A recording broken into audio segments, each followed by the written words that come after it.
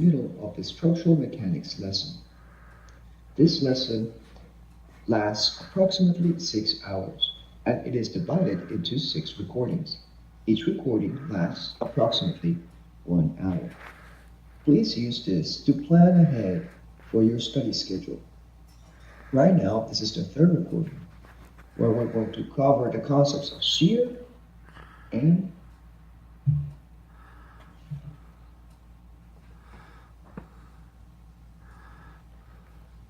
the concepts of bending stresses.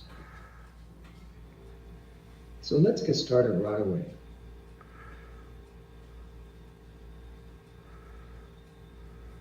Shear forces. What are shear forces? So let's first look at a shear at a point on a specific beam. So shear forces are the sum of all vertical forces acting on a beam. The units of shear are force units, such as pounds, kips, tons, or newtons. Shear is taken as a positive if a net upward force to the left of the specific point.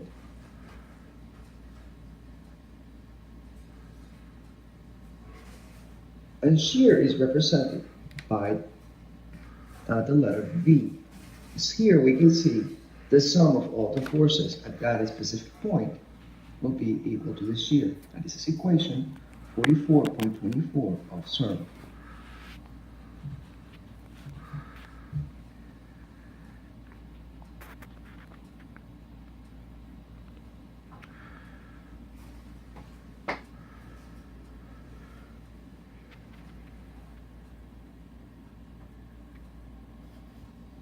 The sign convention for shear in a beam is typically positive when there is a net upward force to the left of a point, and a negative when there is a net downward force between the point and the left end.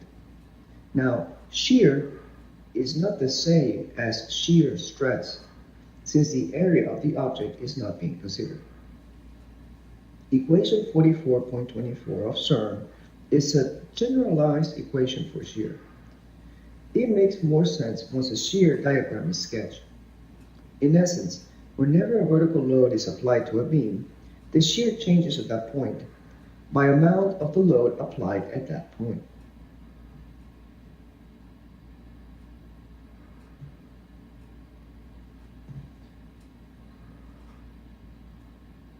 A shear force diagram is a graph of the shear along the beam as a function of the position. Now, point loads cause a discontinuity. Distributed loss cause a constant change.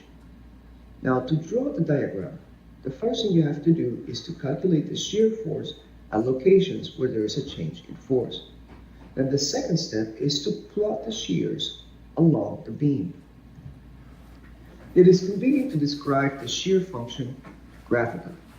Drawing a shear force diagram does not require knowing the shape or area of the beam cross-section.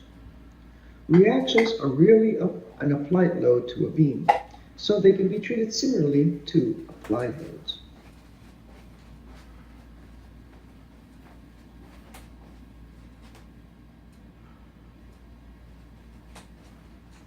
Now, to draw a shear force diagram, the upward loads and reactions are positive.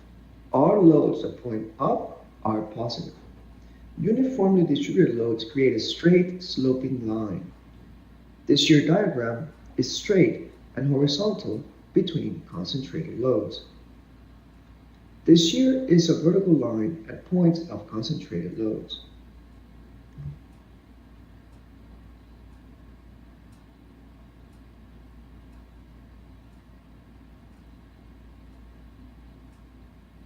There is a sudden drop or rise in the shear force diagram in the location of concentrated loads.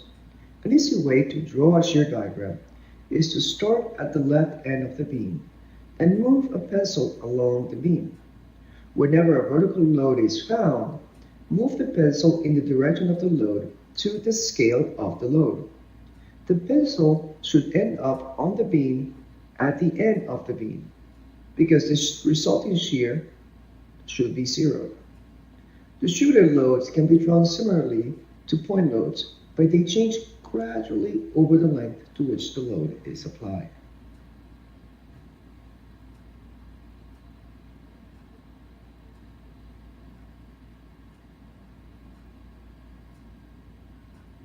So let's see how we draw a shear diagram. Well, one of the things that we need to point out here are the reaction loads, which are not being shown in the diagram. Let me quickly draw the reaction forces.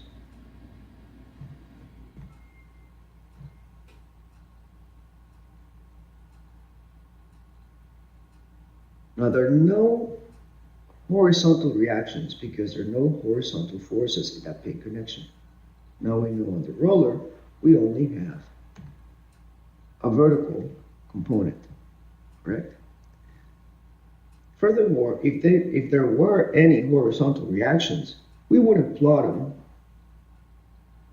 because the shear diagram only deals with vertical forces, especially when we're looking at them on a beam. Now, to draw the shear forces, you know, the key or biggest tip for drawing a shear diagram is to start with your pencil at the left side of the beam. So this line,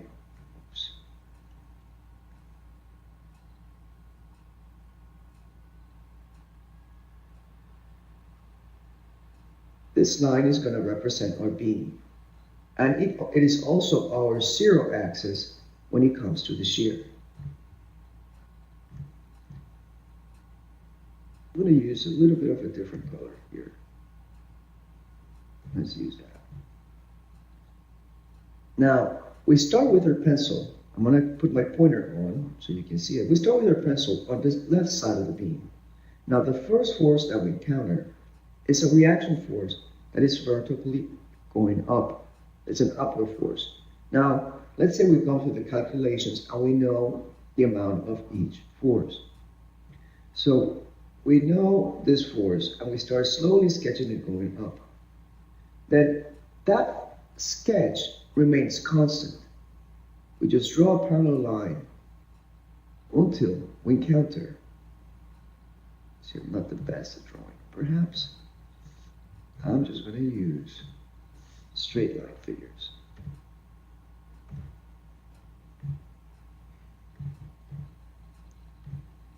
There we go.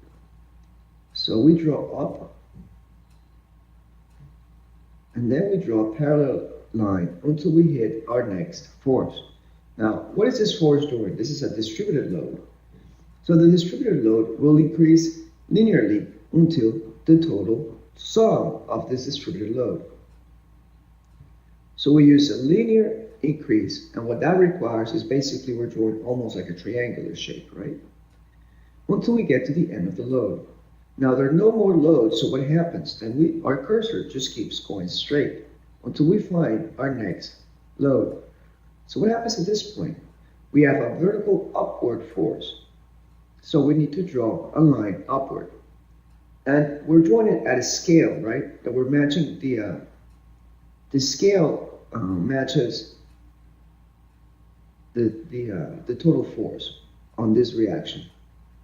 So we don't have anything else, so we continue constant until we find our next load. Our next load is a concentrated load that's pointing downwards. So that is going to bring us down to our 0 point, to the end of the beam. And that's how you draw this shear diagram. Now, the moment diagram, we're going to skip a little bit quickly into our next lesson. But since we have the 2 here, let me just show how you sketch the moment diagram. The moment diagram is simply the area that is found under each of these shapes that were formed by the shear diagram. Just by the fact of drawing the shear diagram, you can then find the moment diagram. You can say that the moment diagram is the integration of the shear diagram. So you can also draw it by using calculus principles. So we know that our first shape is a rectangle. So the area under the rectangle will increase linearly. So when we draw it, we will draw a triangular shape on the moment diagram until we get the total area under this rectangle. So that's when we get to that point. Then we see that we have a triangular area. And the area on the triangle is also going to increase because it's a positive area. But it's going to increase in a parabolic shape. And that's what we have here. Then we have a negative triangle, and that's also going to decrease. But will decrease in a parabolic shape. Then we get to our next point, which is our first negative rectangle. And our negative rectangle is going to decrease at a constant rate. So it will be a linear slope. Then we have our next positive rectangle. And that's going to increase at a positive rate. So that's going to create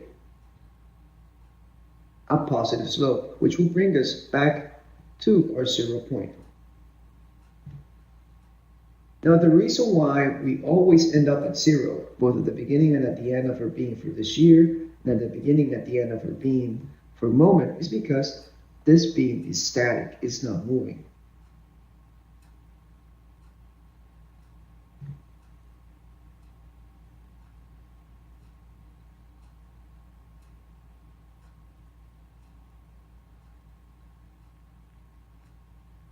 So here's some of the equations to calculate shear stresses in beams. Now this is different from the shear force. These are the actual stresses in the beam. So the average shear stress is going to be equal to your shear force at the specific point that you're evaluating over the area of the beam. And this is from equation 44.28 of CERN. Now here's a specific formula when you have flange beams. Those are the I-shaped beams.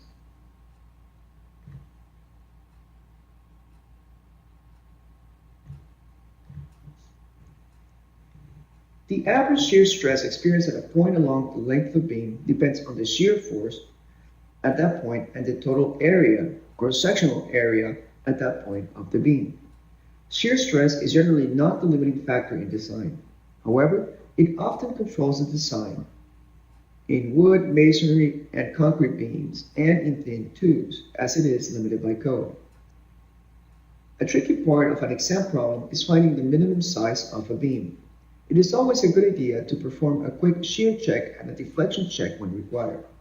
A problem like this could show up on the breadth exam, but will more likely be encountered on the structural depth exam. It is still a good idea to keep this in mind.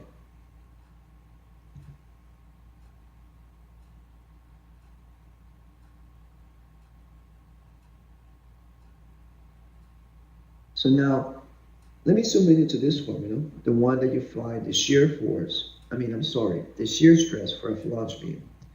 Is the shear force over the thickness of the web times the depth of the beam. And we'll see what these two terms mean on the next slide.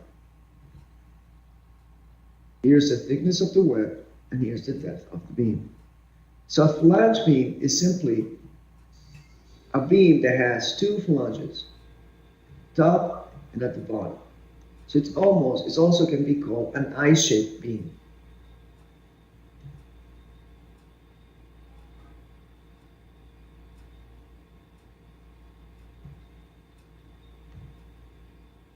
Now this is in figure 44.10 of CERN, and it shows the cross-section of a flange beam. For a flange beam, only the web carries the shear. The flanges carry the flexural stresses in the beam. The efficiency is one reason why flange sections are popular. As you can see, a flange beam, it's almost doing the work of a beam that has just a rectangular shape, right? So what is the flange beam doing? The shear stress is being handled by the web, while the moment or the bending stresses are being handled by the phalanges.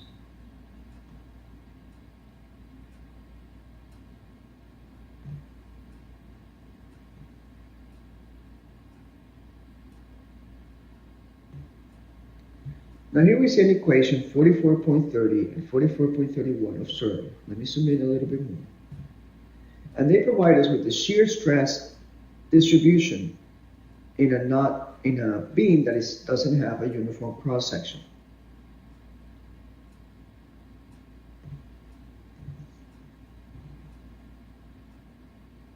Now here we have that B equals the beam width at the depth y1 within the beam where the shear stress is wanted.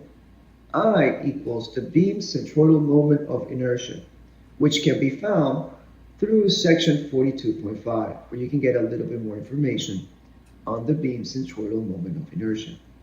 And Q equals the statical moment of the area. For that, you can refer to CERN section 42.2 for additional details on it as well.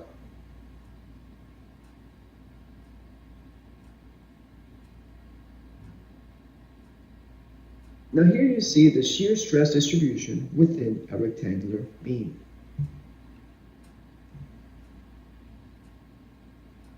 And this is from figure 44.11 of CERN. The shear stress is zero at the top and bottom surfaces of the beam, and is usually maximum at the neutral axis, which is the center. The shear stress distribution within a beam is typically parabolic. This further explains the benefits of wide flange beams. The next section discusses the distribution of the flexural stresses in a beam and how they're distributed to the flanges.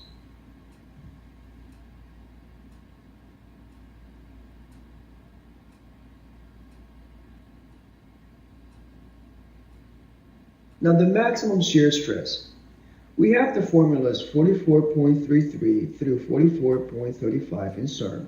They'll give us the maximum shear stress for a rectangular beam, a beam that has a circular cross-section, and a cylinder beam.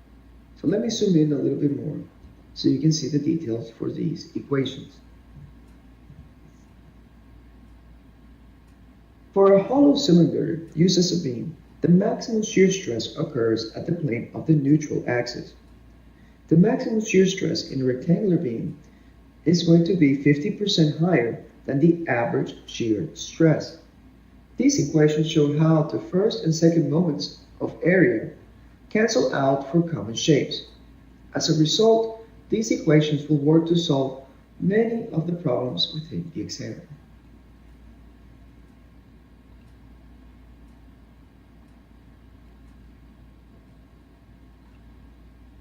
So let's go through our first problem that deals with shear and shear stresses. And this is problem 3 of our structural mechanics lesson. A simply supported beam is shown. We see the graph that the beam is a total of 20 meters long, is supported by a pin connection at its left side, which we're going to call point A, and then is supported by a roller connection on its right side, which we're going to call point B. The loads acting on the beam is a distributed load of 10 kilonewtons per meter that begins at point A and goes all the way to the middle of the beam. So we're being asked to find what is the shear force at the hinge support A. Is it 25 kilonewtons, 35 kilonewtons, 65 kilonewtons, or 75 kilonewtons? If you would like to try to solve this problem on your own, using the concepts that we have reviewed so far and the equations that we have shown so far, please go ahead and pause the video at this moment.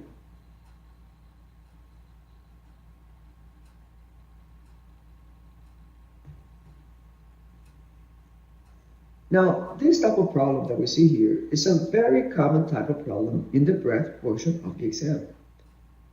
The beam could be also part of a three-dimensional structural system. To some moments of a uniformly distributed load, multiply the distributed load by the length of the load to find the total force provided by the distributed load.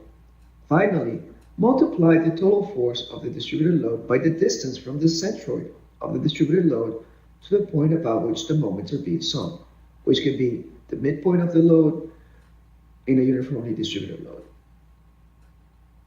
Here's a key tool that you have within CERN to solve for these kind of problems within the PE exam.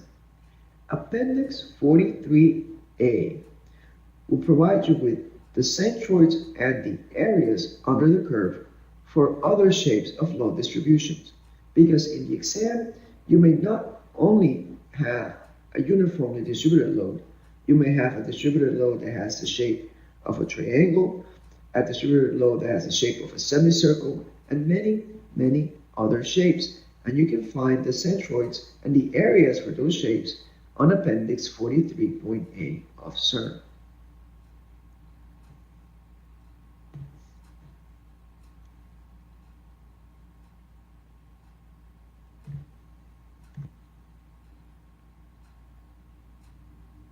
So let's go through the solution.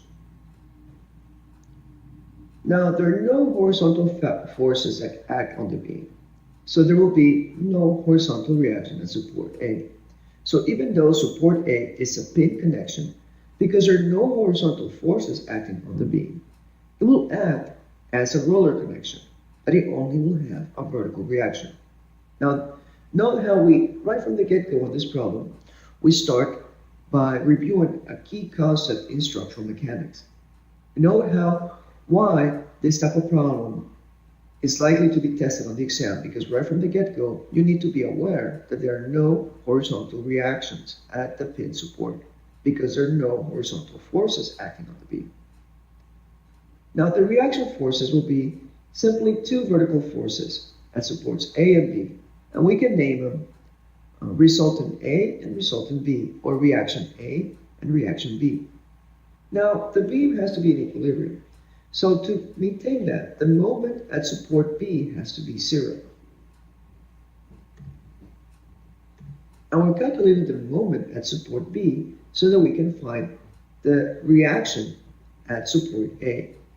So because the moment at support B has to be equal to 0, then we need to have our vertical force, and I'm going to sketch a really quick free body diagram so we can see all this.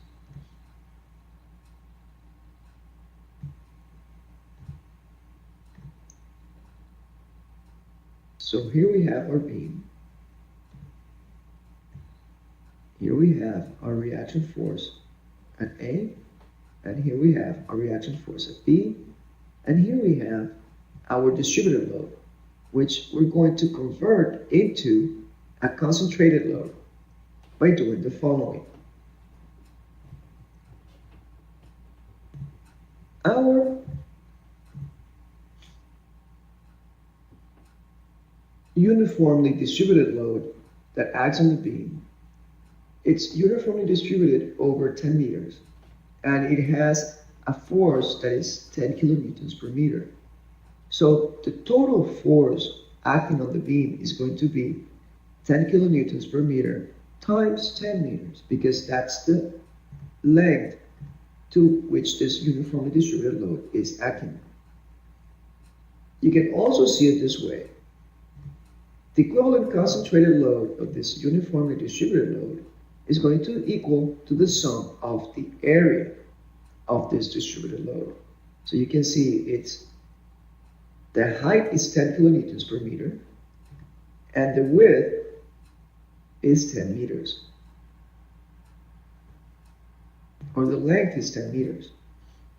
So a uniformly distributed load is going to be equal to 100 kilonewtons, and it's going to act right at the centroid of that uniformly distributed load. So it's going to act at a distance of 5 meters. 5 meters from A and 15 meters from B.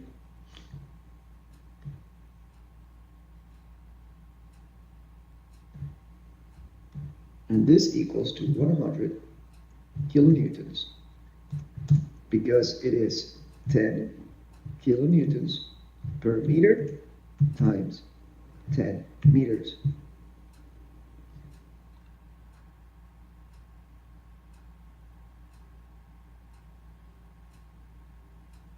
So we can transfer that to here. We have 100 kilonewtons. And then we have our distance where that load is applied to is 15 meters and 5 meters. Then this is point A, and this is point B. So this is our A, and this is our B.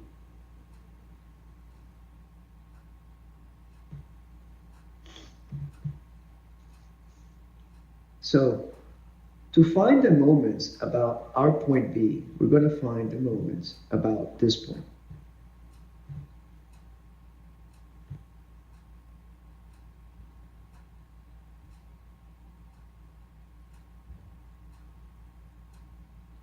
So to find the moments about B, what are the two things that are happening here?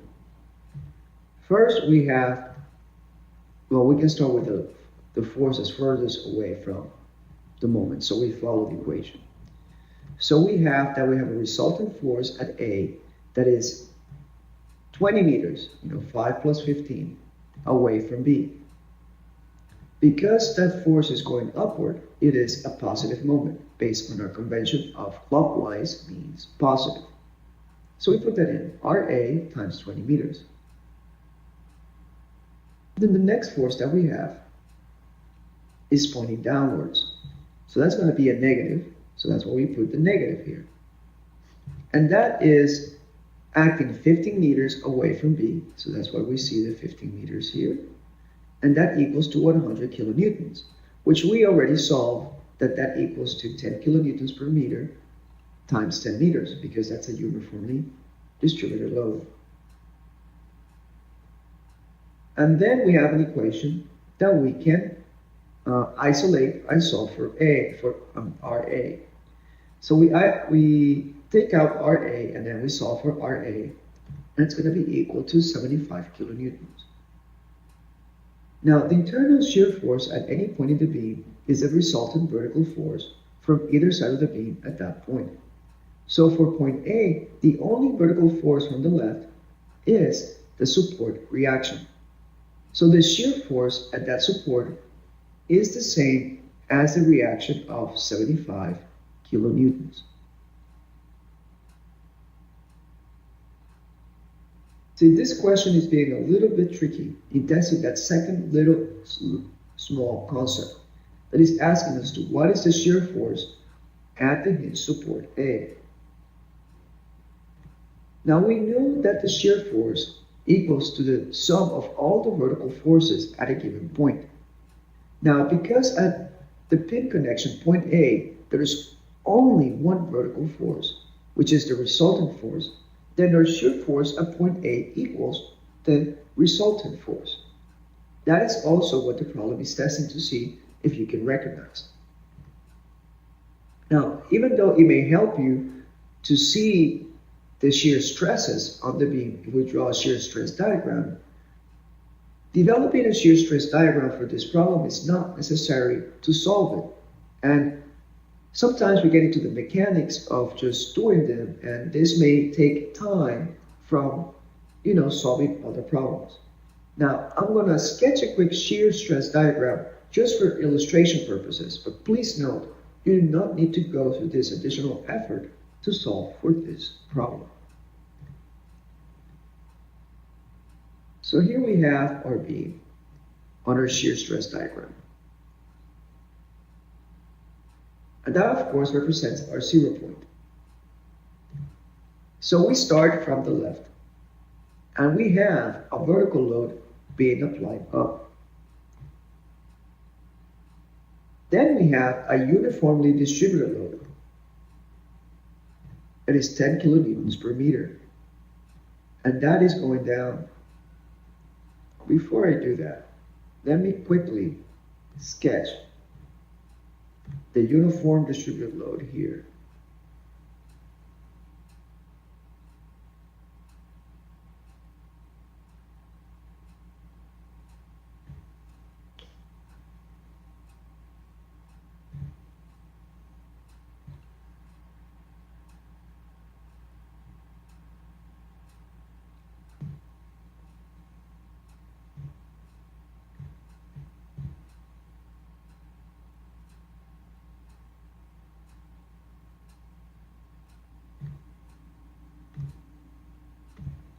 So this is a uniformly distributed load, and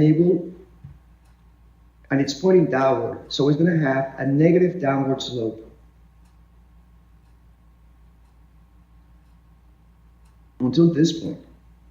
Then we don't have any other loads acting on the beam, so we just have a straight line until we get to our last force, which is a point load, which is a resultant force at B, and that brings us back to the top. So that is the shear stress diagram for this beam. Now in the PE exam, you may be asked, or you may be shown this problem. I'm going to delete my location of my equivalent point load.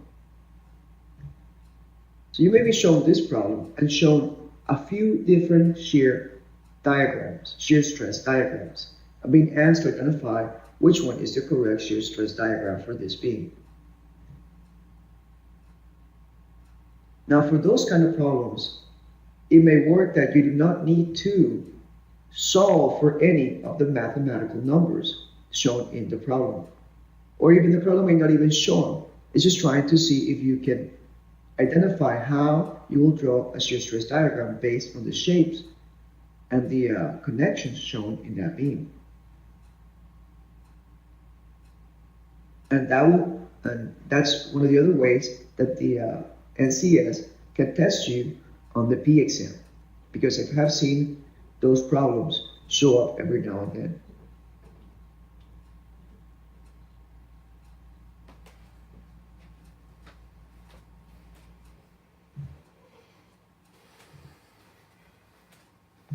Now, some other way to solve for this problem is we might make the mistake of trying to solve for this problem by finding the moments about point A.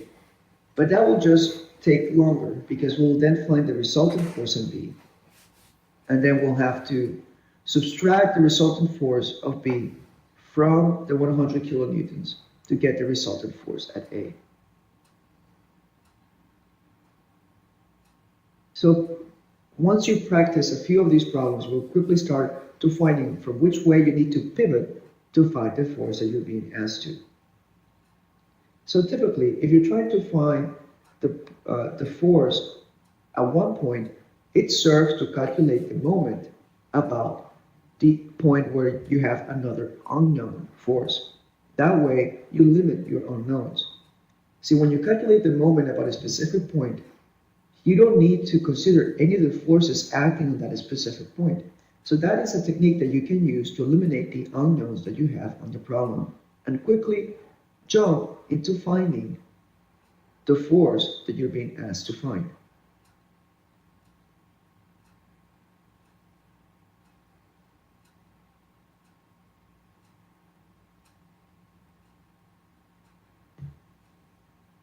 And of course, this problem doesn't require you to sketch a shear diagram to be able to solve it. However, get into the practice of knowing how shear diagrams look, because you may also be tested on how you understand how shear diagrams are formed based on different loads that are applied on a beam.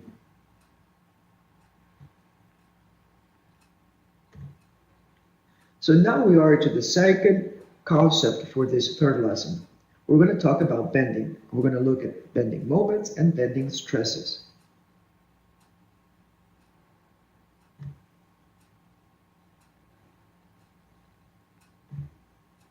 So what are bending moments?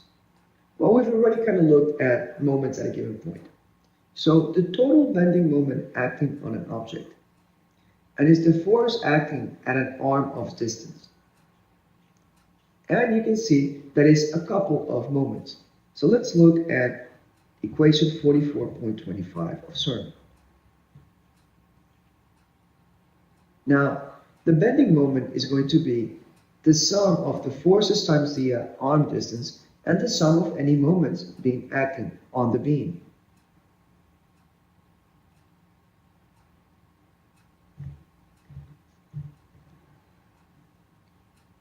Now here, let's go a little bit on the definitions of each of the terms. C equals the couple moment, D equals the distance, F equals the force, and M equals the moment.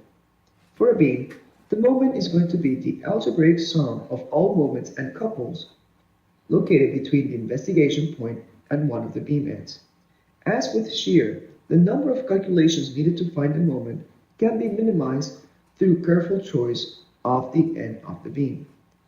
The units for moment are force times length, which can be pounds force per inch, kip per foot, or kilonewtons per meter.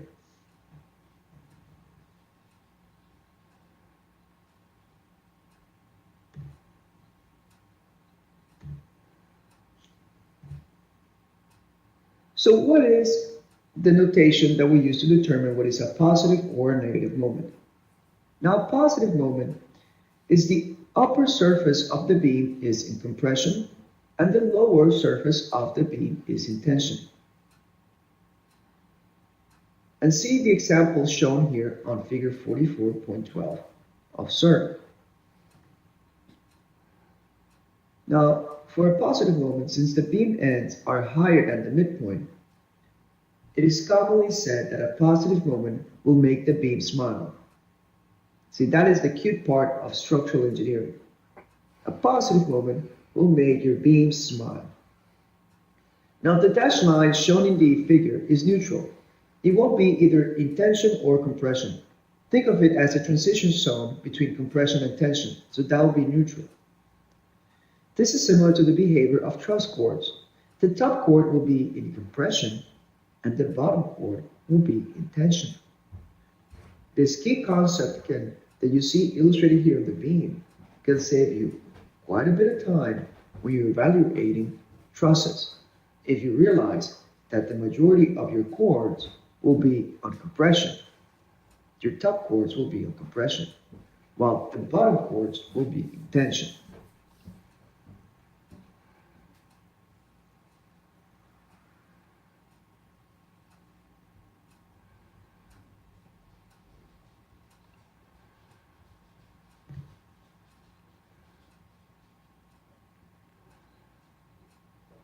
So the bending moment diagram. Now it's drawn on the compression side of the beam. It gives you the moment at any point will equal the sum of the moments and couples from the point to the left end. Clockwise moments about the point are positive, and the maximum moment occurs where the shear is 0.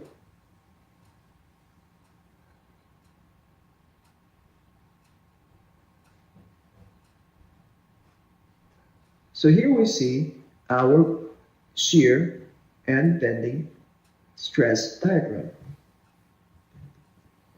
Now, the moment diagram is often drawn on the tension face of concrete beams. This is done so that we can remember which phase the reinforcement needs to be applied. Now, you can decide on which side to draw the moment diagram. However, you need to remember which side of the beam was chosen.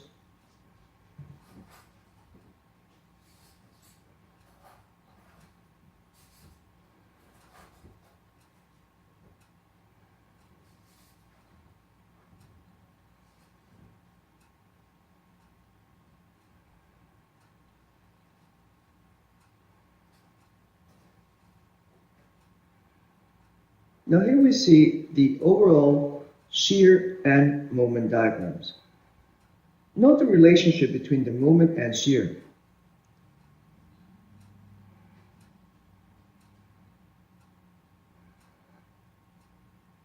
Now this is helpful to remember when drawing bending moment diagrams.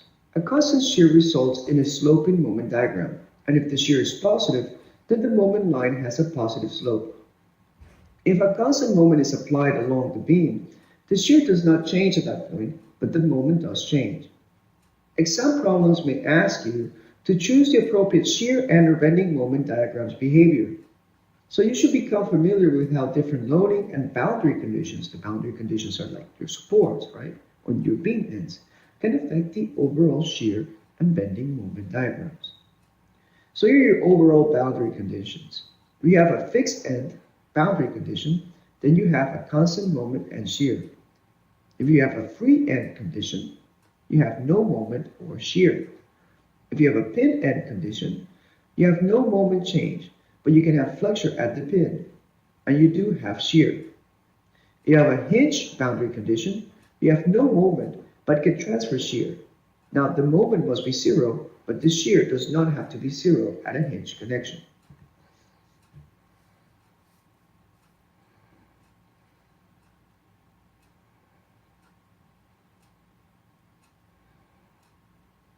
Now, we can also see that the relationship between the moment diagram and the shear stress diagram. We draw our moment diagram straight and sloping between concentrated loads, and its curve, which is parabolic upward over uniformly distributed loads.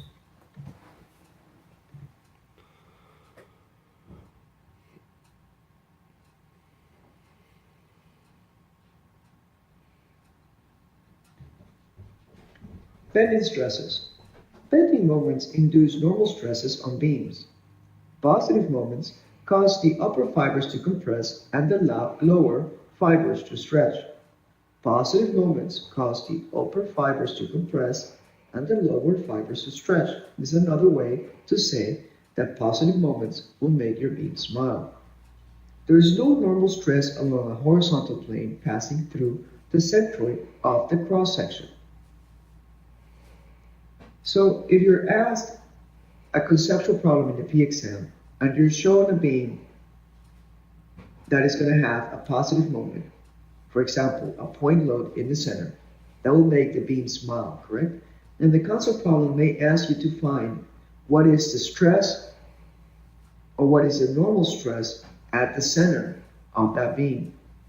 And you will know because the normal stress at the center of the beam will be passing through the centroid of the cross-section, so it will be zero because it's between the interface between compression and tension. The plane passing through the centroid of the cross-section is known as the neutral plane or the neutral axis. Although it is a normal stress, the term bending stress or flexural stress is used to indicate the cause of the stress. Normal stresses were talked previously when we discussed the concepts on axial members. Now note that a bending stress can also be referred as a flexural stress. So please note that we have these technical synonyms in play. So as always, I encourage you to bring a civil engineering dictionary to help you identify a technical synonym that you may not be accustomed to. And that may help you give you clues on what a problem is asking you in the P exam if the problem is using a term you're not accustomed to.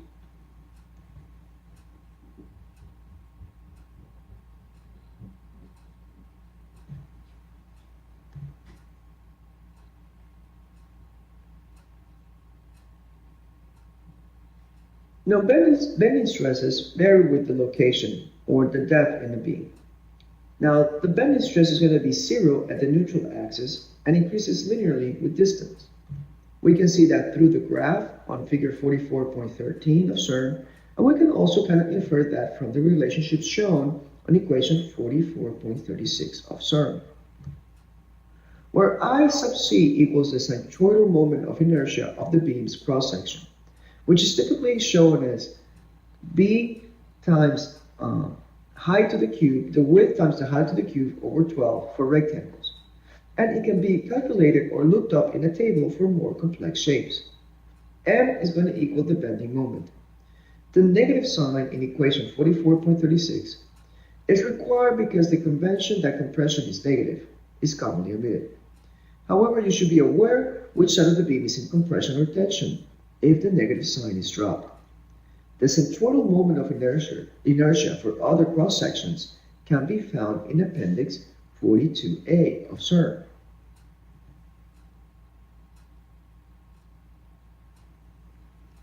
Here we see Appendix 42.A of CERN, which gives us the centroids and area moments of inertia for basic shapes. So you can see how this will be critical in your structural type of problems in the P exam. So you may have to use Appendix 42A for at least one problem in the breadth portion of the exam. So it's a good appendix to have tabbed so you can have it for quick access while you're solving problems in the exam. Here you can find the central location for a rectangle. the area of the shape, the area moment of inertia, and the radius of gyration.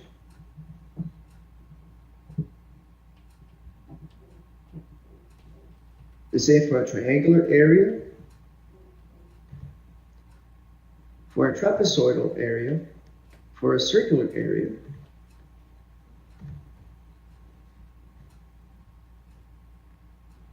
for some quarter, semicircular areas, for elliptical areas, for parabolic areas, and for many, many other more complex type of shapes. Now, the latter shapes, I don't think on the breadth portion of the exam, you'll encounter shapes like an elliptical area or a semi-parabolic area or anything further down on the table. However, you may encounter some shapes up to a semicircular area. So you can see why this is a good tab to have and a good reference to have in the exam.